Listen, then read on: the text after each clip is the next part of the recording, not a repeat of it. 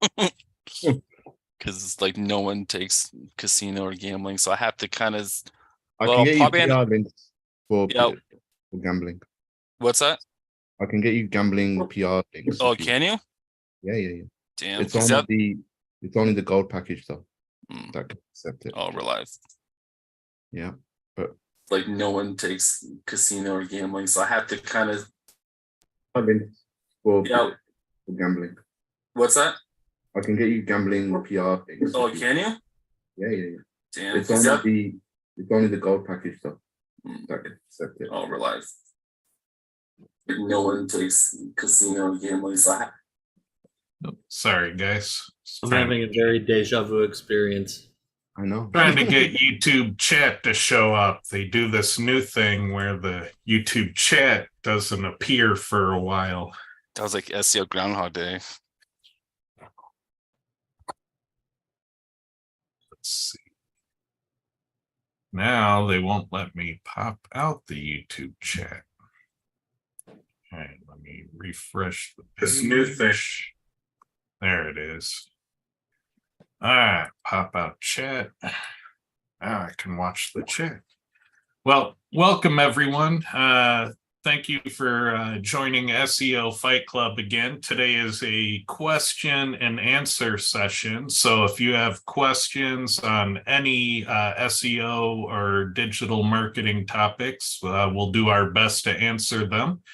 But while we wait for people to join and to think of questions they might want to ask, I kind of want to talk about, my long-term thinking and SEO a little bit. And so I kind of think that, after the dark AI conference in December about taking a little break from speaking for a quarter or two and doing more primary research and technology R&D and trying to discover some new things and new information. Because one of the things I've been feeling disconnected from in SEO is that primary research.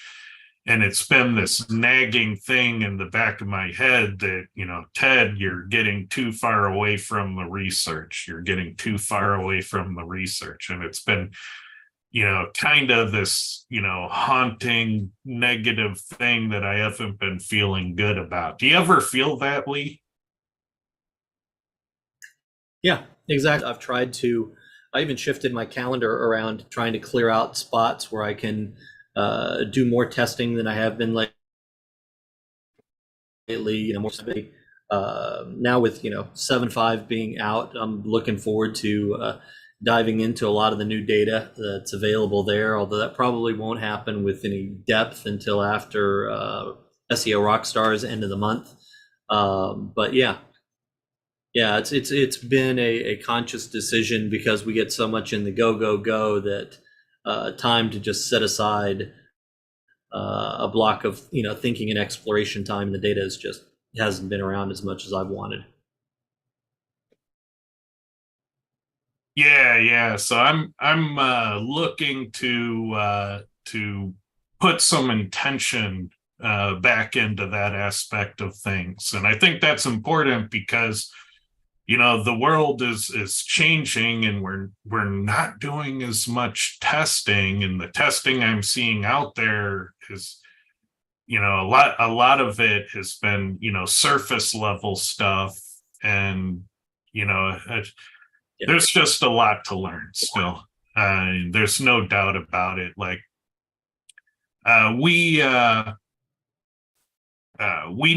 a lot about various fundamental forces in SEO. Like we know that keyword density is good at manipulating things, and we know that anchor text relevance is good at manipulating things, and we suspect that anchor text keywords could potentially manipulate your keyword density scores, but there hasn't been a lot of repeated research. There's been just, light entries into that. Right. There and there are other theories we have that are amazing theories, but we haven't tested them yet. And I don't know, I'm just feeling really bad about not like doing that faster. And so I want to discover some new things. I want to take SEO another couple steps forward. And I'm also really intrigued by AI, like the results I've been getting using AI and SEO have been frankly remarkable. And I know other people have been killing it too. And the thing that I've noticed about AI content is that it's brought a lot of things back to the fundamentals. So when I rank a page by deleting the content that's there, generating AI content, and then tuning that for the target keyword, what that kind of is a fundamental return to very aggressive, narrowly focused keyword tuning. And so when I do that topically, it's coming back to those fundamental forces of SEO. It's like we're Isaac Newton discovering how SEO works. And so we're looking for those fundamental forces. Mm-hmm. And so, yeah, I see a lot of things like that where these new technologies, these new tricks, they come into play, working in a certain way. Like there's another tactic I wanted to study, which was this notion that you can't tank a Yelp page. So if you get your Yelp citation, you can link build to that with pretty much reckless abandon, and that somehow boosts you. Like, I don't think there's been a lot of careful testing with those types of concepts. So there's a whole school of thought that needs to go into testing, those off-page types of plays. And I don't know, there's a lot out there we don't know. Yeah, I think the nature of the game is changing. With Google talking about helpful content, there's shifts in the SERPs. We don't know that the shifts in the SERPs are related to helpful content or whether it's another just bullshit argument that Google's making out there to try to get SEOs to do things the way that Google would prefer for whatever reasons those are. So the ability. There's a lot of theories. Like you have seen that, and I've seen some data that's out there on it, but it's very, very limited. It's very, very narrow. It's certainly not anything robust that makes me say, "Ooh, I think this person's onto something about how helpful content." And that's another one is helpful content. Like there's a lot of theories out there, and I know I even have my own tinfoil theories on it. Like. For example, one of my theories on helpful content is that Google is being very, very literal about it. They're actually looking for specific types of identifiable helpful content. One of which I've seen recently, it appeared around the time that helpful content deployed, which is this thing like the pros and cons that appear in the search results. And when you go and study those pros and cons, a lot of them don't come from schema. A lot of them, Google is identifying them, and they're not even always labeled as pros and cons in the content. Google will find the pros and cons in the content, parse them out, and display them in search. Like that is an observable thing. That is a scientifically observable capability that Google is doing today. All right. And because Google can identify content like that and parse it discreetly and display it, is it really a big stretch of the imagination to assume they could count it? They could do a helpful density based on it? I, I we love never those. tested it. No, I mean, but also, just the more obvious one is, okay, if they're pulling that stuff out, what if I in my content just labeled pros and cons? Would that somehow boost my ranking? That kind of Not all of them are labeled pros and cons. I Google's understand, but if they're finding looking pros. for it, Yeah, if they're yeah, looking for it, the logic is that Google's looking for pros and cons to display. If we made it easier for them by putting it in schema or by putting it in the content, labeling it pros and cons, theoretically that would make it. It's logical to assume that may help boost our page as being more helpful, more relevant. But nobody's tested it. Yep. And like jump links, that's a potentially different type of helpful content to jump link to specific topics within a page.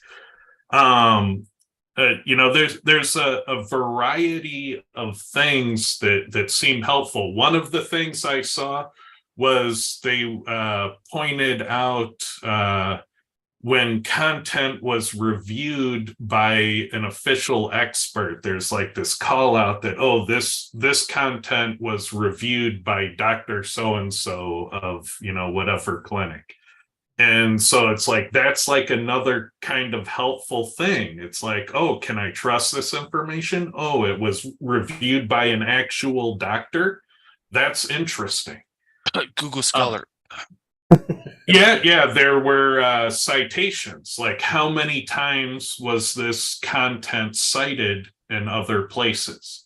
And so that's another thing that recently started, appearing in the search results of regular Google search, which is kind of a newer thing that didn't used to commonly appear in regular search results. Yeah, I saw it quite a few years ago, but I see it a lot more now.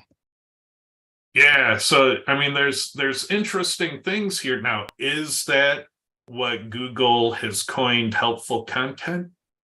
I mean, I don't know. Who knows? And helpful content update could be backlinks again. Who knows what Google's doing?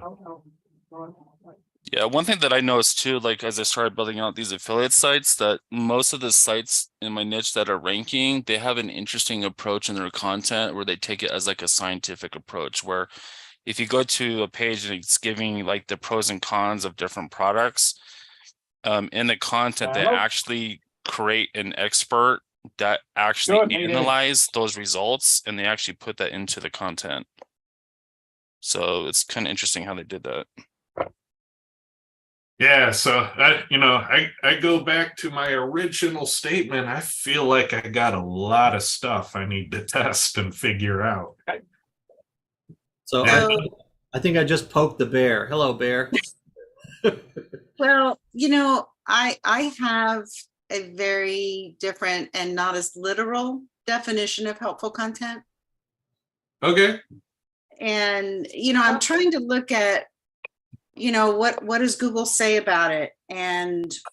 But a lot of us are really used to talking about it on a page level. And so also, I don't think, but basically everything is, we look at it and say, in the big picture, it's all what's the most relevant content? What do people respond the best with, which is based on behavior. But I do think that it is another way that they can talk about relevancy. And that it's across, the things they've told us are, it's across the entire domain. So having it on a single page, I don't know, it is helpful, to see the little, the connections being made, right? So maybe that's part of how they are using AI to quiz their own knowledge graph, maybe. Mm-hmm. So, but as far as helpful content, I shared this with you, I think, in Skype, that in studying, indexation, I feel like the server logs are almost like the DNA of our relationship with our sites in Google. And that timing of things has been very interesting to me. I had been saying for a while that on December 5th last year, the Google indexing API completely changed its behavior. It just so happens that on December 5th, they launched that first round of helpful content update. And recently, we've gone through, I think, the second one now. So while I was testing the API during that update, accidentally, didn't know that that's what I was doing, but looking back on it, I go like, okay, cool, that's a fun thing to do. And I couldn't get any of the JavaScript tests to show up. And that was true until the last couple of days. So it's kind of like, I'm trying to look at it as if they are classifying our domains by our topic pages, and they have to periodically retrain their classifier, then it is very likely, and we know that news sites seem to be excluded from this process. Why? Yeah, I mean, those are all really good points, and I got no answers for any of it.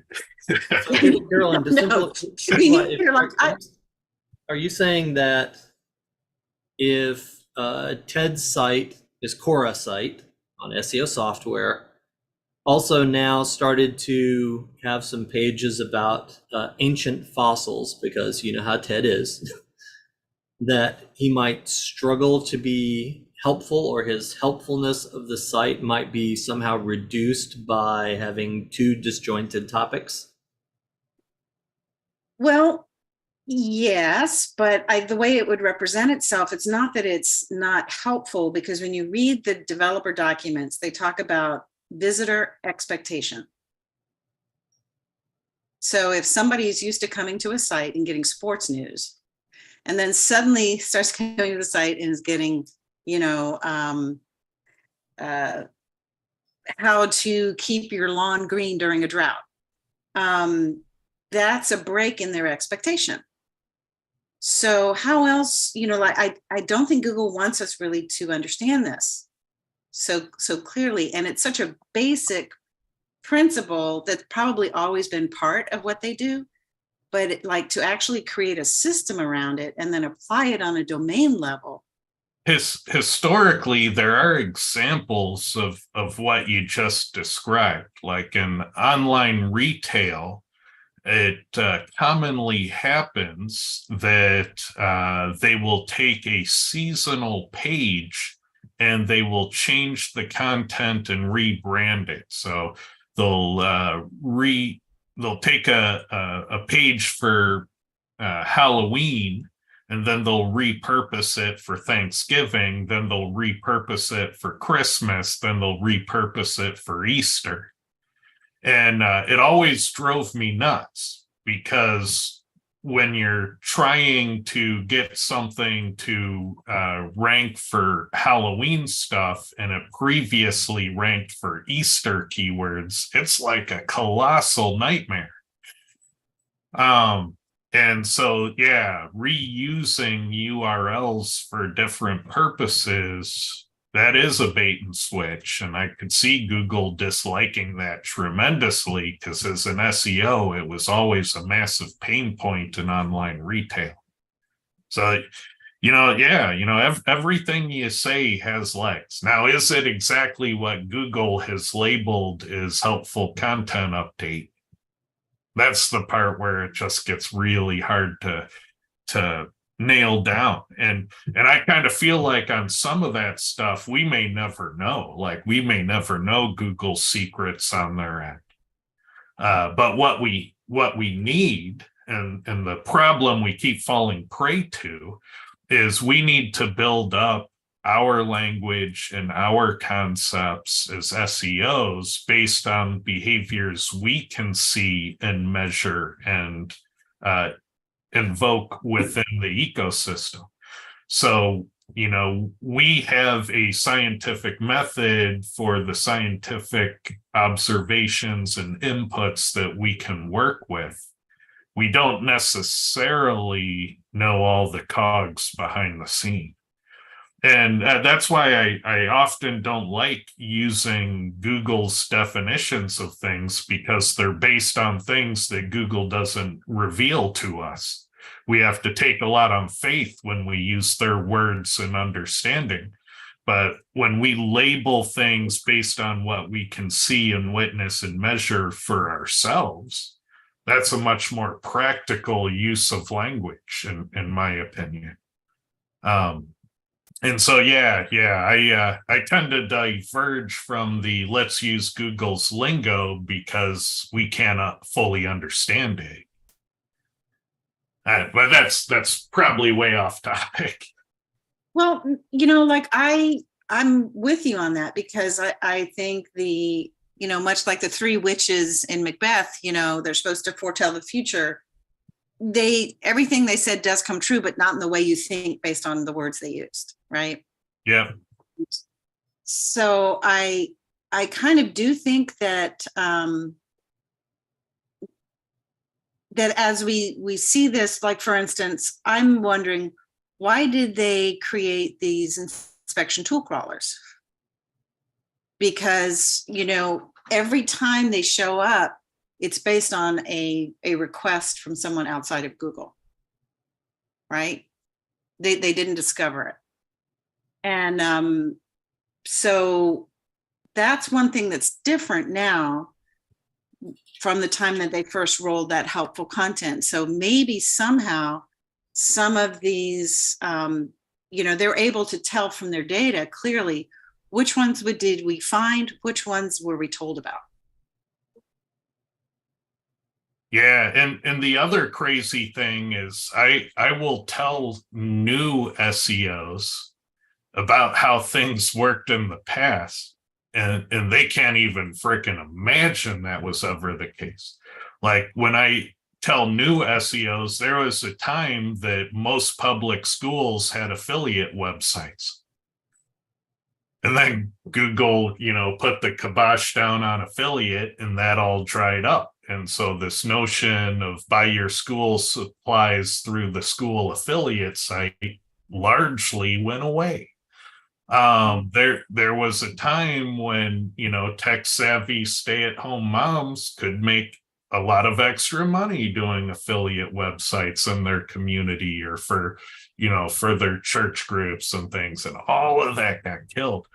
There was a time that Google published PageRank in a toolbar, and anybody could look up the exact page rank of any page. There was a time we had that. And like even in Search Console, back when it was Webmaster Tools, there was a time they used to report on referring domains. Webmaster Tools had a dedicated report for referring domains, and that wasn't by accident. They built that sucker on purpose. And then they very quietly took all these things away. It's just interesting, but it's a lot of it has changed, and it's a very dynamic game. But what do you think? Should we answer some questions? I think we got a few here. No, you said we would. Give it a shot. So Mark Walsh says Google talks about eliminating spam. Yeah, they do. And it's kind of my canary in the coal mine. When white text on a white background no longer works, I'm going to get nervous in a hurry. When keyword stuffing, lorem ipsum boilerplate no longer works, I'm going to get nervous in a hurry. And so a lot of people say, oh, Google's algorithms are so sophisticated. Mm-hmm. But if they can't solve the easy problems, why on earth would I think they can solve the complicated hard problems? And so really the most important canary in the coal mine is all the easy exploits that they've known about for 20 years and they've never managed to fix. They all have a manual action. they have 200 trillion URLs in the database, and they still punish these activities with a manual review. So, you know, that has to be worked into your model and understanding of the SEO ecosystem.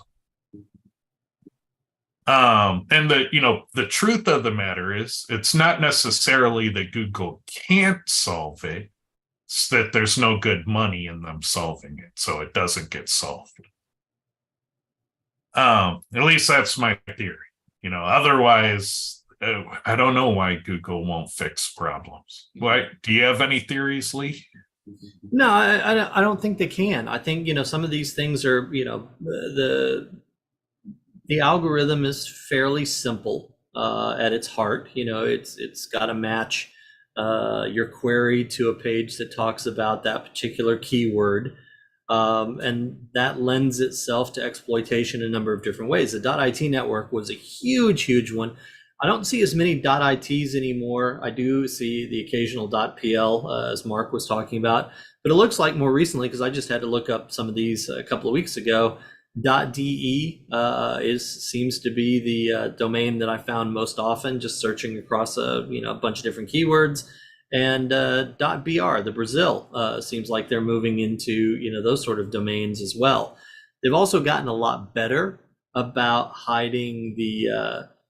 It used to be you could find them really easy because all of their titles were short and lowercase letters. That's no longer the case. They're short and mixed capitalization now. The meta descriptions oftentimes look somewhat plausible. But still, they're there in searches they have no business being in, and you click on them and they'll redirect a number of different places. Malware, porn, and some other interesting dating sites, some other interesting things as well.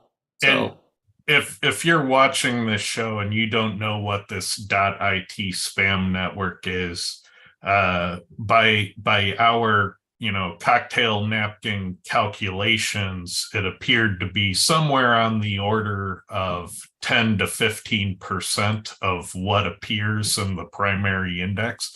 We would find these spam pages in all keywords. It was very hard to find a keyword that was not represented by, somewhere in the search results, one of these spam network sites.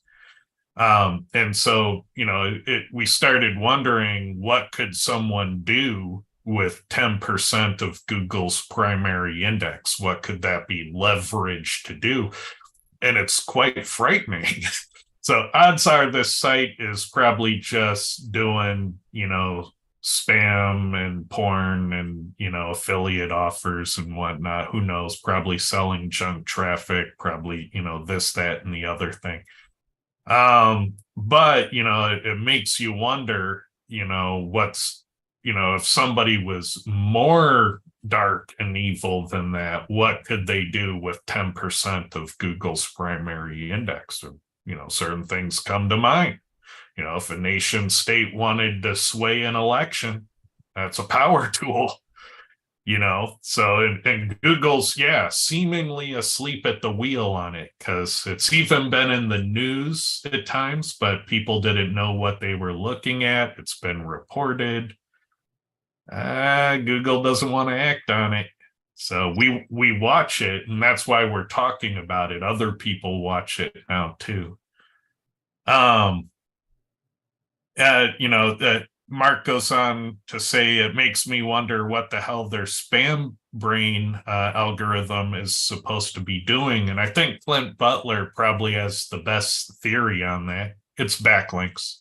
They just deleted a bunch of backlinks, and that's what it was. Mm-hmm. All right, let's see. Theories are just guesses until proven otherwise. I totally agree. That's spot on. And proving them is hard.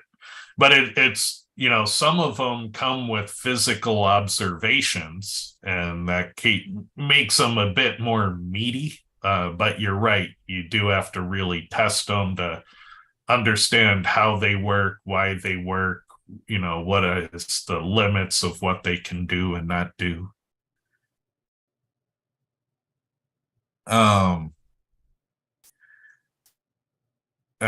Mark provides a example keyword. I would caution you to seek out the .it network. Some of their payloads have been viral, not as in viral marketing, but as in ransom your computer. Yeah, don't click on them. So I unless you're a real security expert, I would not go seeking out this network. But you're more than welcome to send it to me because I love that stuff. Yeah, when I was finding keywords, I was finding it for things like John Mueller link building. And so once you learn to identify them, kind of the keywords they appear in can be quite funny.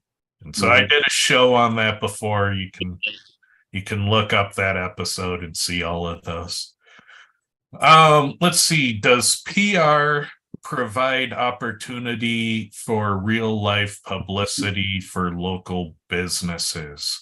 Let's pull Madge back in for that one because Madge is here, I think.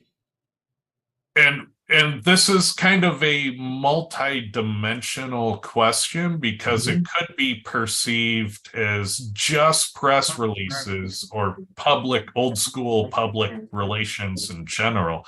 And so there are two routes that question can go down. But I think, since he cited Magic PR, we're talking press releases.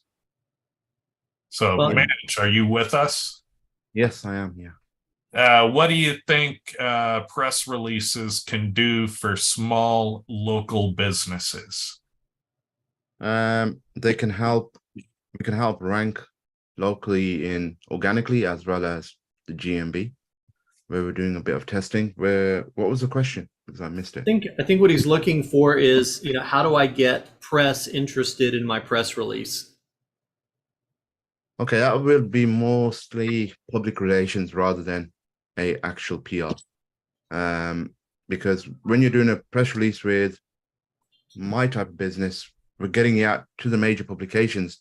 That doesn't mean other publications are picking it up from there or journalists are going to pick it up, right? It's been syndicated. It's different.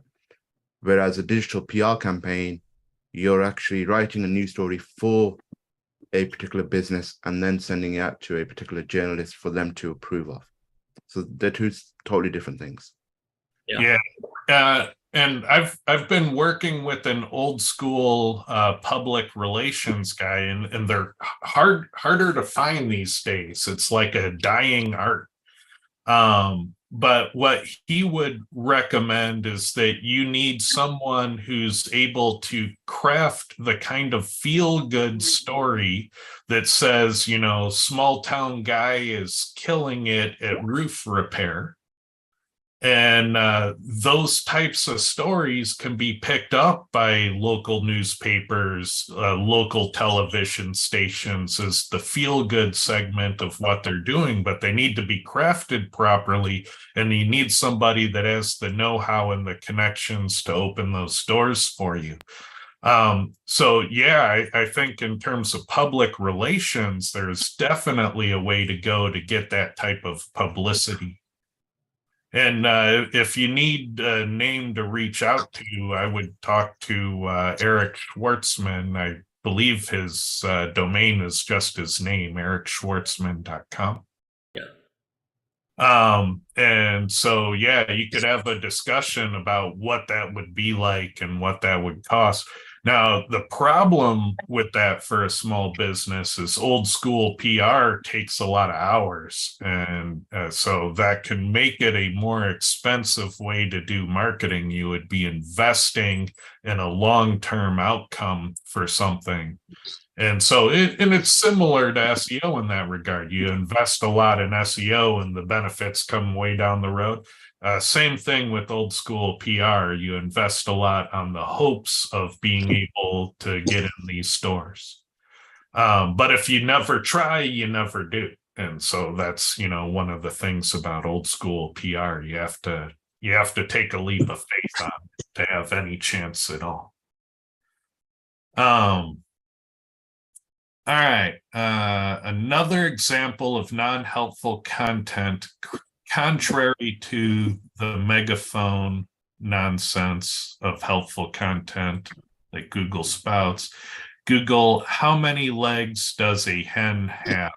Well, I want to try to put up a barrier between the hallucinations of AI responses and helpful content, like when Google is detecting and parsing pros and cons, because they can both be true, and we're not necessarily sure that we're talking about the same thing Google is talking about. Maybe we are, maybe I've missed something in the Google documentation. But my fear is that when the AI answer hallucinates on the example you provide, which is a real observable thing. So I'm not saying it's not real, not saying it's not observable. It totally is. You're totally right. Google gets a wrong answer because of the AI response. But I'm not sure that that's the same thing as what the helpful content update is.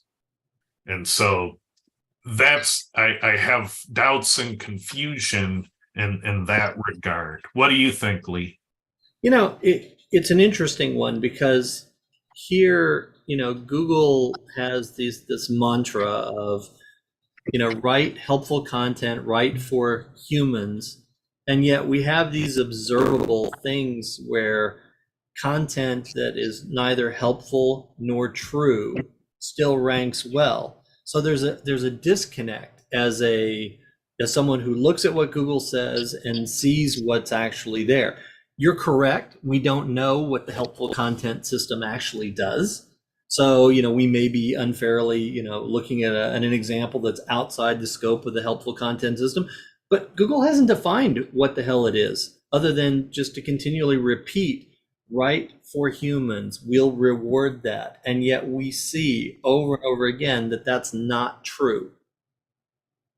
So, I can understand the struggle in terms of trying to interpret Google's behavior versus their words. And I definitely agree with you that those hallucinations make for good humor. I've seen a number of them in different groups, and they're pretty funny, some of the examples that are being found. All right, so Tanya asks, we know that Google cares about nouns in the content. What is the role and importance of verbs, adjectives, and other parts of speech? All right, so I think that's a wonderful question. One of the things I observe is in the variations, the words that Google makes bold for search. So when I type in a keyword like DUI lawyer Los Angeles, I notice in that DUI doesn't always get bolded. In some cases it does, and in some cases it doesn't. And in the cases where it doesn't, it's fascinating. It's like when DUI is and its parts of speech is mapped to lawyer, it counts. But when the description says, we'll help you win your next DUI case, well, that's like something else and it doesn't get bolded. And so I see little distinctions that come down to that parts of speech mapping as to whether or not DUI gets bolded. And that's really interesting. And I think you're right. When DUI is a noun modifier for a broad match keyword, that's different than when DUI is a noun modifier for a different keyword. And so, yeah, I think you're quite possibly onto something with that line of thinking. What do you think, Lee? I've always looked at those as keyword modifiers. If I'm talking about lawyer, best lawyer, then you're going to see best, top, some of those adjectives pop up, and you can do the same thing with verbs as well. They're modifiers of, the primary topic. And what gets confusing is, like in the example you just gave, DUI is in a noun, but when you look at a DUI lawyer, Google understands you're looking for a lawyer. DUI is a type of lawyer. It's a modifier for the type of lawyer that you're looking for. You don't get a lot of articles about what exactly DUI is, taking alcohol and getting behind the wheel of a vehicle. Those sort of things don't rank. It understands that DUI is a modifier, even though standing alone, it is itself, a noun and its own topic if you left lawyer out of it. So that's the way I've always looked at those sort of terms. All the other things are there, and they're no different than, if I'm selling sweaters, if I have colors, having red, blue, green, on a page or, under the page so that it's there, so that Google knows that, we have all of those particular color sweaters. So I use them in good health within the content or sometimes underneath the page.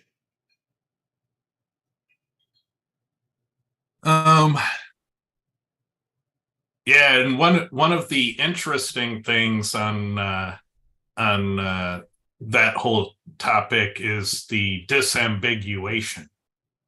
So, for example, polish with a lowercase p is something you put on, fingernails, and polish with a capital P is a language, Polish. And it probably gets really confusing when you start talking about, polish from Poland. Because if you have that Polish polish, then it's very confusing. And so, there's a lot of nuances to language where capitalization can even matter. When you get into named entity recognition, capitalization becomes important. There's a lot to unpack in the question you have. So it becomes a rabbit hole very fast. But I think you're onto something. I think that's why entities are so important, is because there are those games afoot. Do closely relevant words and URL directly help ranking for keywords without these words? Example, does lessons in a URL directly help ranking for classes? Well, those could potentially be very different keywords. It's all about Google's understanding, not our own. And so a common mistake is when people look at Google's list of variations and they say, I know better synonyms than Google, so I'm going to add them. Well, if Google doesn't have those understandings, what are you doing? You're going off topic. So at the end of the day, it's all about how well do we understand Google's understanding. And having a better understanding with them doesn't help you rank better if Google isn't using that better understanding. So at the end of the day, we have to kind of understand, how does Google see that question? How does Google see lessons? How does Google see classes? Now, that aside, let's say you offer lessons, you're trying to rank for lessons. Does having lessons in the URL help you? Yes. Going back to the very early days of Google, keyword in the URL is a power play, and specifically keyword in the URL matching keyword in the title, matching keyword in the H1, matching keyword in sentences. That agreement of forces and keywords and anchor text coming in, that agreement in various zones is a power play. It has what's called a gestalt effect, where if you add up the apparent power level of each of those pieces, the combined effect of all of those things together is much greater than the sum of their parts. And so that it's hard to find gestalt effects in SEO. That is, keyword and URL is part of one of the known gestalt effects. What do you think, Lee? Yeah, I think the in general, there's an easy way to figure out. Like if I'm looking at guitar lessons and guitar classes, to see, you know, whether when I look at guitar lessons, whether classes are bolded. When I look at guitar lessons, whether classes are bolded. And in general, you know, does it return similar results? If you know that they're there, then yeah, they're synonyms, and yes, one will help you rank for the other. So let Google tell you. Tanya asks, how do you track if your tier 2 and 3 links are working, especially if you have many tier 1 properties? And I would say you need to perform a test. And then from there, you kind of need to take it on faith. There are some diagnostics to make sure that they are positioned and in the ecosystem properly. But largely the PageRank calculation is outside of our purview. So you would need to do single variable testing on link building. And then your faith would come from that testing that it is probably being applied in the other areas you use it. What do you think, Lee? Yeah, I think this is quickly a place where you can lose your damn mind really, really easily, because we can't see inside of Google's link graph. We can't see how all the stuff is there. So when I link build, for example, if I'm using a press release, you know, if I know I'm going to get 500 referring domains, I know from testing, I go and I do this, and then I can see the, you know, about 3 weeks later, generally speaking, I can see the rise in the, you know, the pages that I've targeted with the press release. But what I've gotten away from, and I don't even care about, is people sit there and say, well, you had 500, but you know, this tool only sees this many, and you know, Search Console only sees that many. And what I don't care. What I care about is I did the links in the tiers, and I see the rise that, you know, has predictably come based on doing this stuff a lot. And then I just let it go. Let's see. RD Van Conversions asks, should my nav menu link be the same or different to the first link on the page to the same internal page? My philosophy is you want to be super strict about your link formats. You want to do everything in your power to never change a character in the URL. Because Google's system, from the outside looking in, it looks like your permanent record is keyed off of the exact URL character for character. And so that permanent record coalesces on the canonical URL for the page. And so if you ever change even a single character in that canonical URL, you are throwing away your permanent record. And that is very bad for SEO. So being very strict about your URL is to your benefit. It protects that history. It protects what you've built. It protects your inbound backlinks to these pages that will coalesce their power on the canonical form. And so should you use anything other than the canonical? Well, sometimes you have to for features like faceted navigation, sorts and filters, add to cart buttons. But you also need to be careful that you aren't duplicating your content with those features. And you typically see this in Search Console when your number of index pages is many, many, many times the number of pages you logically should have. And so you can diagnose whether you're in this state where you have runaway duplicate URLs based on that page count of index pages in Search Console. If that number is 100 times, 1,000 times, 10,000 times your product count and category count, you have a serious problem and you probably need to fix that. What do you think, Lee? Should they have different URLs in the nav? No, I don't think so. You know, I'd leave the nav, you know, consistent across the site, and agree with all the stuff that you had talked about there as well. let's see, if you want an exact match domain and all the good top level domains are already taken, how would you pick a TLD with the best chances at indexing and ranking? Honestly, I've been able to index and rank most of the TLDs. I do know that there is solid research that the common trusted TLDs are better. And a lot of what's happening there is, what do end users trust? So if an end user sees vitaminfacts.com and vitaminfacts.info, which is more trusty, which is going to be a better CRO to win the click? And there's some truth to that people are going to trust the .com one over the .info one. So, if you can, you want to try to get one of those common TLDs, because the testing shows that they're favored more algorithmically. The psychology shows that they're favored more in CRO.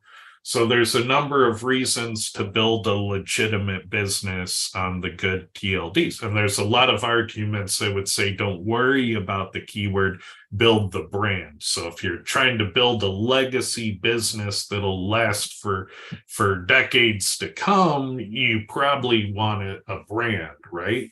And then you can extend that brand into lots of different keyword spaces, where picking a single keyword locks you into just that one space. But, at the same time, exact match domains work very well. I exploit them all the time in my How to Rank a New Website in 3 Weeks. That's part of that trick. So there are SEO parlor tricks that leverage exact match domains to great effect. So depends what you want and where you want to take it. What do you think, Lee?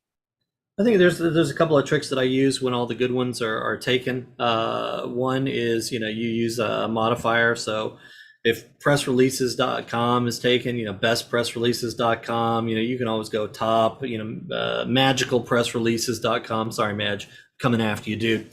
The other thing you can do is just invent a brand, Bing Bang Boom press releases. And then, then you can talk about at Bing Bang Boom, this is what we do, and we're the best press release company out there and stuff like that. So you've got press releases in your domain name in the URL, but you can also plausibly build and talk about a brand, which gives you another ranking angle. All right, match count versus density. Love this question. One of my favorite questions on earth. What's the truth of the story?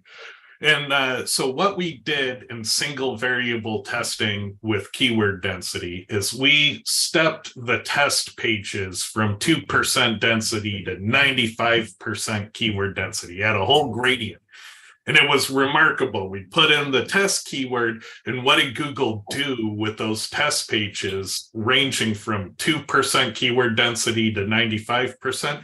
Largely, Google sorted them in descending order by keyword density. All right. So that's amazing. But the question becomes, was it the actual ratio of the match count to the overall word count? Was that the thing? Or was it just the match counts? That's the question he's asking. And so what we did was we went back in and we added test cases that were, 100 match count at 10% density, 500 match count at 10% density, 1,000 match count at 10% density, 5,000 match count at 10% density, 10,000 match count at 10% density.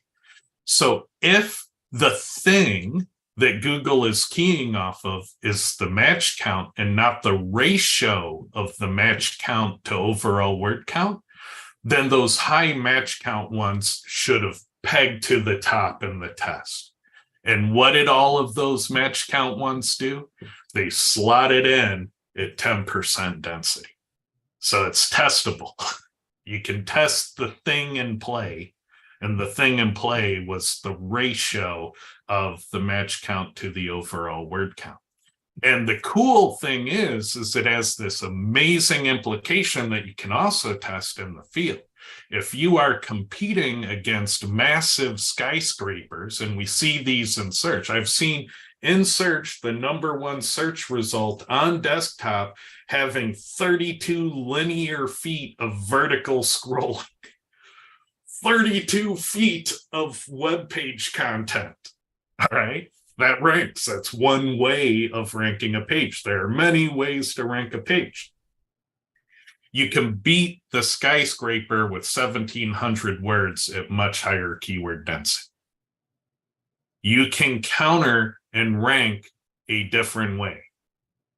So when we take measurements in Quora, people's first impression is, oh, emulate the winners. That is one way you can rank a page, is emulating the winners. It doesn't always work, but it's one strategy you can take.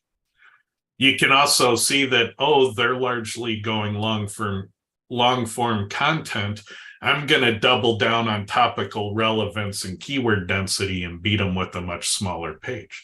Another way you can rank a page is I'm going to be loosely relevant and overinvest in off page. Another person might say, well, I'm going to do trust signals and schema and go heavy and trust. There's more than one way to impact your ranking score and to move up. And so we see people all the time that say, why are you doing keyword density? I can rank without it. Well, yeah, there's more than one way to rank a page. But I can leverage that keyword density you turn your nose up at to outrank a skyscraper. And the fact that I have that toolbox and can physically do that in search, that's cool. What do you think, Lee? Oh, I saw the question pop up and I was like, oh, you walked right into that one. Yeah. That was a softball. I agree, but I love the question. It's a great question. All right, so I was trying to pitch a press release as an SEO win and a real life opportunity. Your explanation answered my question. Thank you. Great. Yeah. Well, information retrieval is all right. Trying to understand this. Yeah, they're basically saying that because it's a machine, helpful content will never mean truth content. And I think that's absolutely true, but it's not one that we human beings hold. Like if I ask a question and he gives me an answer and I find out later, ooh, that wasn't quite correct. It's like, okay, it's Ted, he was mistaken.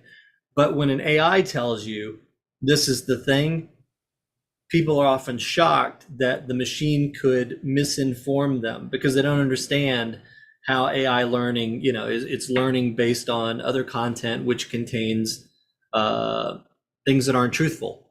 Yeah. So it's not a truth machine. He's absolutely correct about that. But our expectation as human beings seems to be higher.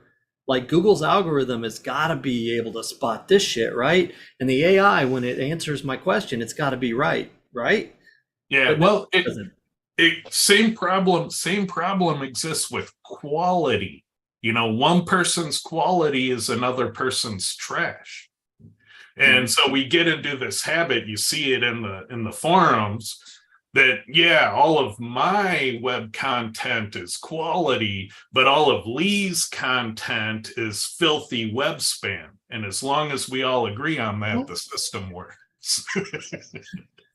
and so, I think about what was the most high quality, impactful blog post on SEO ever created in the history of SEO. And without a doubt, it was rhinoplasty plain.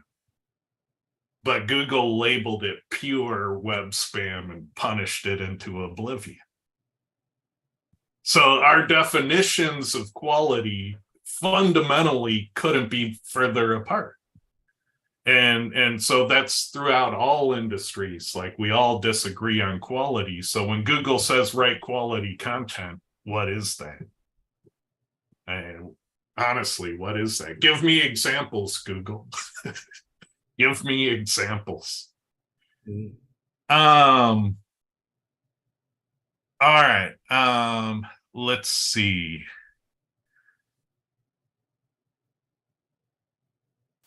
So here we are.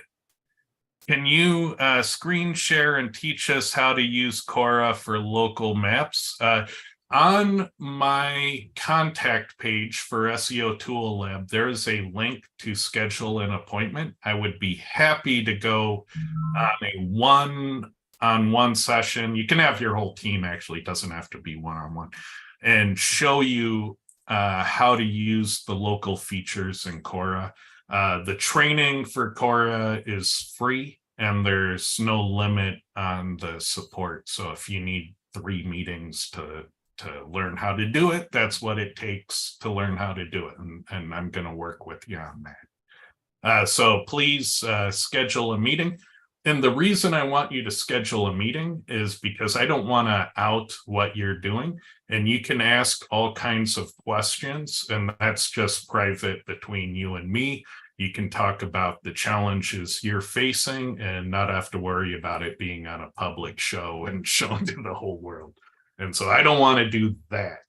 I want to help you and get you the information you need. Let's see, how to determine if this keyword is really easy to rank on, like within a week or two. Well, for any keyword that requires off-page, the fastest I've been able to do it under scientific scrutiny is 3 weeks. And Lee is trying to beat that record.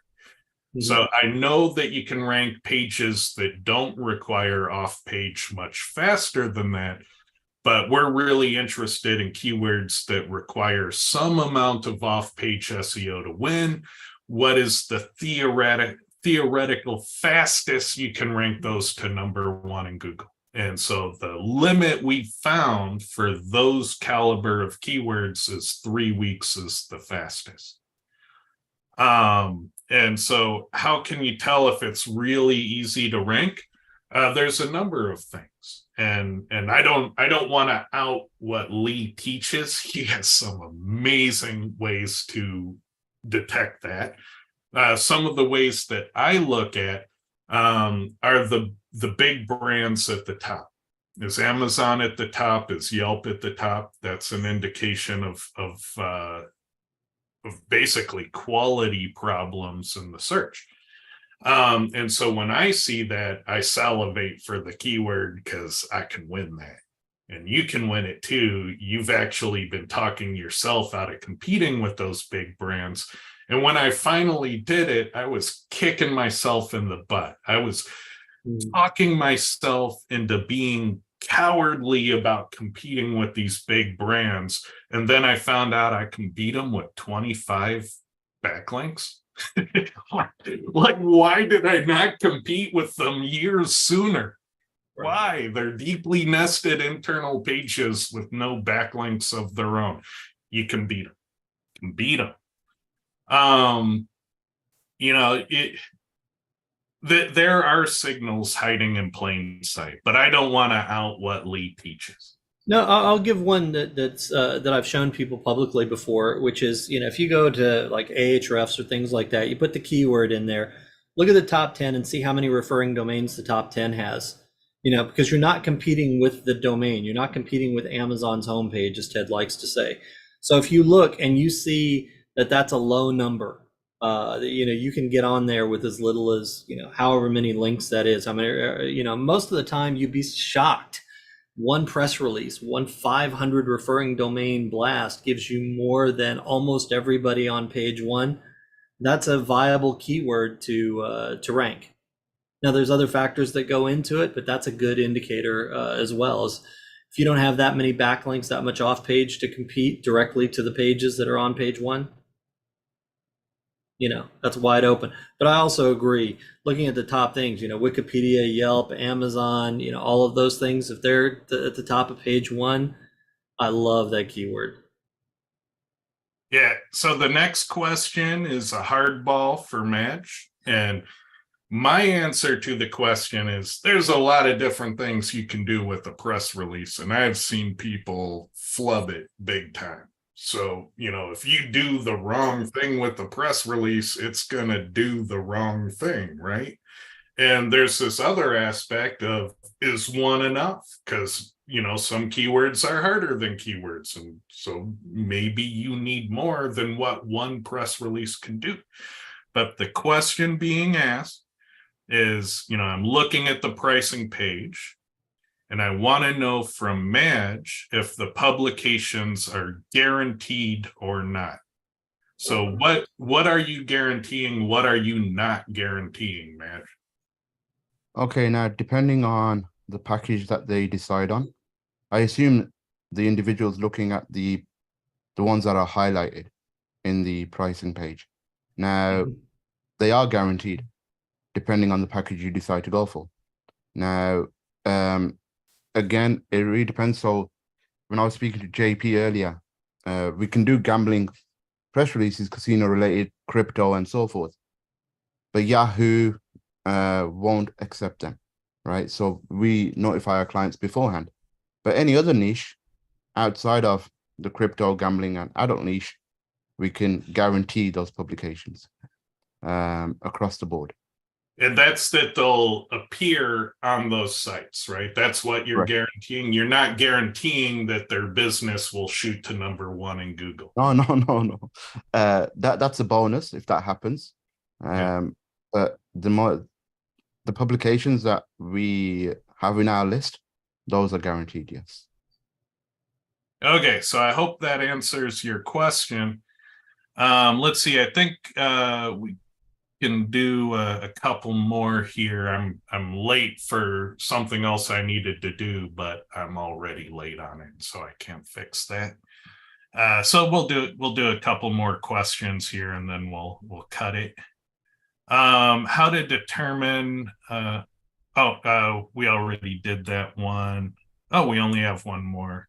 Regarding canonical URLs, trailing slashes, capital letters, URL parameters, www. And protocol are all different URLs as well. Yeah. Technically, for any given page, there is an infinite amount of working URLs to that content. And that is why we needed the rel canonical to be able to apply the most appropriate URL for a given piece of content. Because technically, you could start adding URL parameters, URL ID equals 1, URL ID equals 2. And even though the server is doing nothing with these URL parameters, you can increment the counter to infinity and get an infinite number of URLs.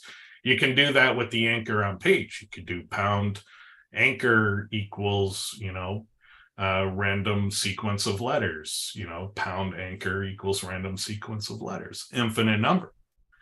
And so, yeah, all of these things create different permutations of URLs and infinite number of possibilities. And there's a whole class of negative SEO attack that is about taking one of these when you fail to canonicalize, taking one of these alternate forms, propping them up with backlinks you control that have power. And then when Google gives the higher page rank URL to the non-canonicalized content, then it switches the URL in search. And then when you rapidly pull out the authority backlinks to the alternate form of the URL, what happens? It disappears from search. And so if you're not canonicalizing your content and they successfully pull this attack, you can de-index a page temporarily from search playing that game. And so you really want to make sure you're using your rel equals canonical because you're largely protected from that type of attack. So yeah, use rel canonical. It's important. Any final thoughts, Lee? You're taking a break off of teaching your course, right? When does that come back?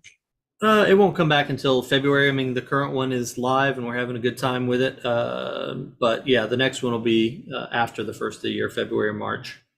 Yeah, and I'm looking forward to hanging out with people at SEO Rockstars in Boston. So if you look up SEO Rockstars 2023, it's probably going to be the top one. So if you're in that part of the country, it's your last chance to hop on board and hang out with SEOs, you know, and ask your questions at the bar. And so it's a good time. Highly recommend it. The content at Rockstars is usually top notch. My next conference after that, I believe, is Dark AI with Holly Starks. So that'll probably be the last one I do for a little while. I know that SEO spring training is coming up. Not sure that I can make that one because of spring vacation with the kids, but that is also another absolutely amazing conference. So I know the speaker lineup on that is also top notch. So if you're looking for something in the spring, check out SEO spring training. Am I forgetting anything, Lee? Anything come to mind? Not that I can think of, no. All right. And again, thank you everyone for all the wonderful questions. They were amazing questions. Keep them coming and we'll keep answering them. All right. Thanks a lot, everyone. Good show.